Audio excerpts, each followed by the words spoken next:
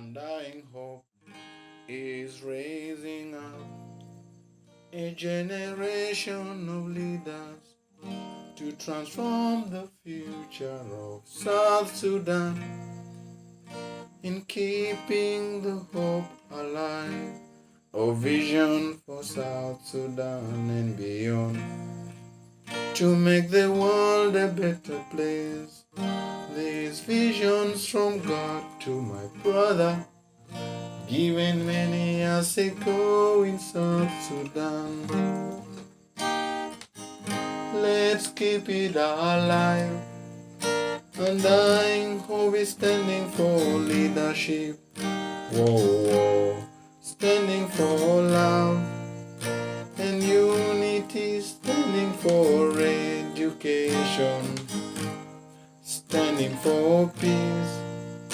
Undying hope is standing for entrepreneurship, standing for truth. Undying hope is standing for leadership. Whoa, whoa. Standing for love and unity, standing for Hello. Welcome to Undying Hope Media. My name is TL Thomas Dull. Today is episode number 4 along the spectrum of our leadership development journey. So the topic today is very important, is leadership and management. So first I will set the stage. Then I will give 2 examples from COVID-19 and South Sudan economic condition and the way forward. Then I will recap. So in episode 1, 2, and 3, we elaborated on the leadership and influence has been one of the things that characterize leadership. Influencing people to achieve a common goal, influencing people to go to a certain direction. Management, however, is not very different from leadership. For example, leadership is about influence. Management as well is about influencing people through getting some things done. Leadership occur in relationship, as we mentioned in episode 3. The same thing, management occur in relationship. You work with people. Leadership is about achieving a common goal. Management as well is about achieving a common task, a specific task that need to be accomplished. So there are a lot of similarities between leadership and management. We also talked about history last time, that leadership began long time ago from Aristotle time and Plato all the way to the present time. But management is new.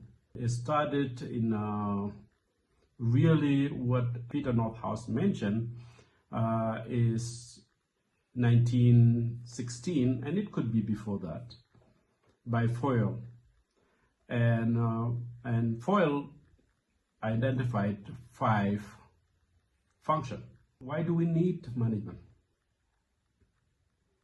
Now the problem is there was a chaos in organization and need somebody or some people to fix the problem. And you start to see now, when I give example, this chaos will become handy. So to fix the problem in 1916, Foyle came up with 4 functions of management.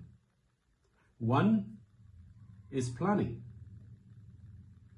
So you heard about strategic planning. Basically what it means is top leadership team come together and get a document that shows how the organization will achieve their goal and the strategies on how to get there.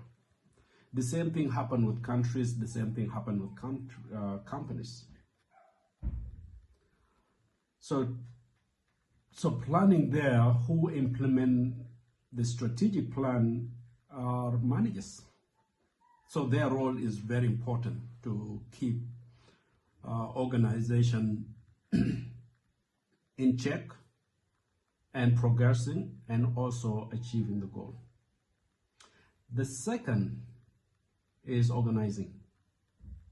Now, the name organization itself speaks volume about that. So for an organization to be called organization, you will need managers, because managers, they're the ones that make things happen in organization. So organizing become function number 2. Function number 3 is the staffing. Nothing can happen without people being on board. Not just people, but the right people in the right places to achieve a common goal. So managers, they help a lot in the staffing to making sure they identify the right people in the right places. And then the third one is controlling. This is a process. And process, anything can go wrong. It can be very chaotic if you don't have right managers in place. So their role is to manage the process. If that is the case, then management really is about stability and order, while leadership is about adaptability and constructive change. So managers really bring stability in a chaotic situation, and leaders bring in the direction where the organization should go. So both are very important. I want to give you 2 examples that are important here. One is COVID-19. When COVID-19 struck, the whole world was very confused, because it's a new things that people are not familiar with. So that situation requires both leadership to help people to adapt to new situation. So if you remember, leaders around the world, they were very busy trying to make sense of what is happening, and a lot of people were dying around that time. So to adapt to that change, it requires leadership. So influencing people that the situation that happened, we are going to overcome together. That was the role of leadership. So management here comes in to make sure it was a chaotic situation, right? So we mentioned earlier that management was created to reduce chaos in organization. So there was a chaos during COVID-19.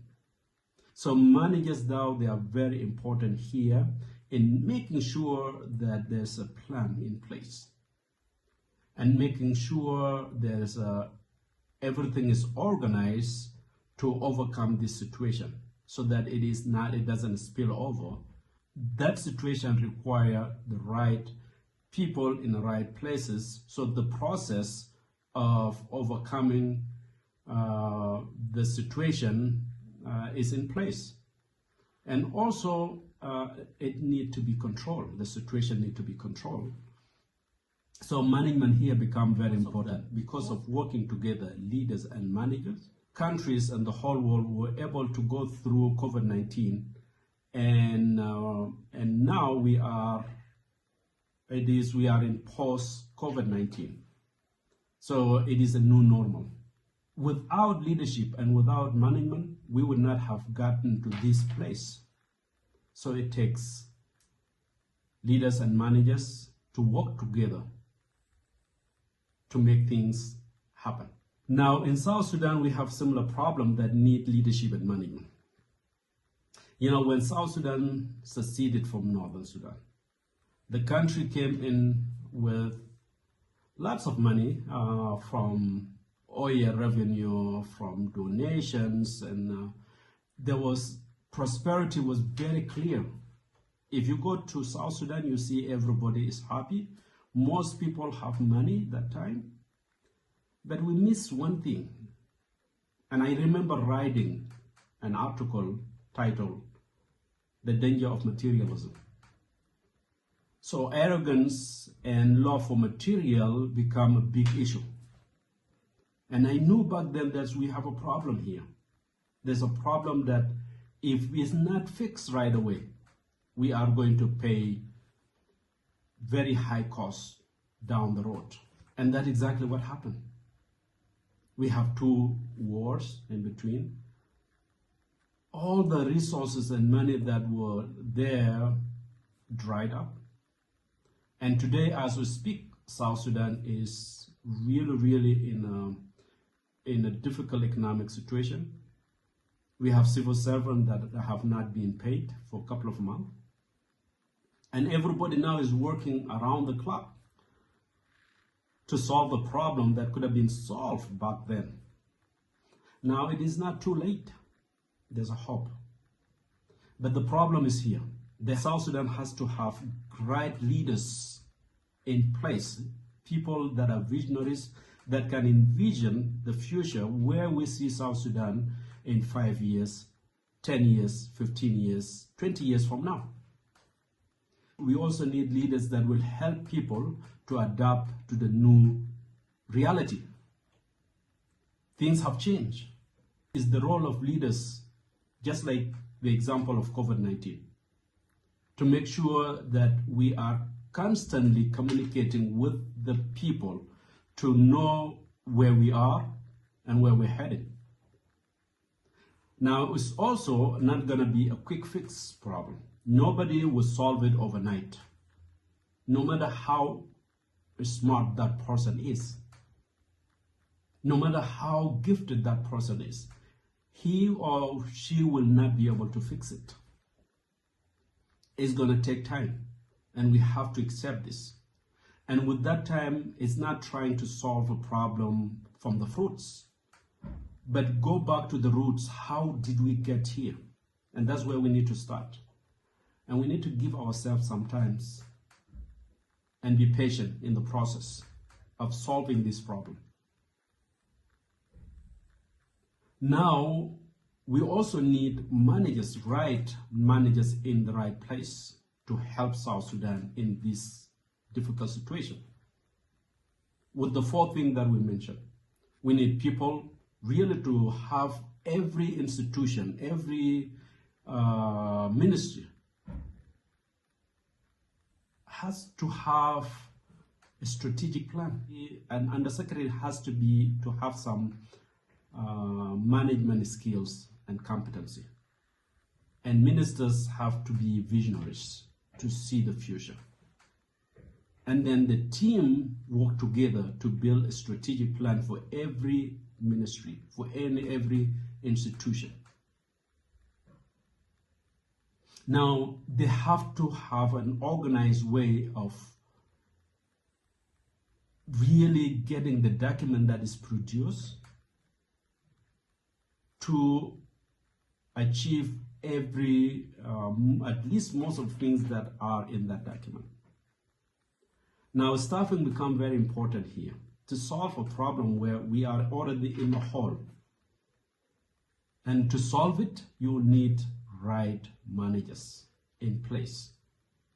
Staffing is becoming very important. Fourth, we need people to control this process. Managers that are competent, that are skillful, that know what they're doing to control the process.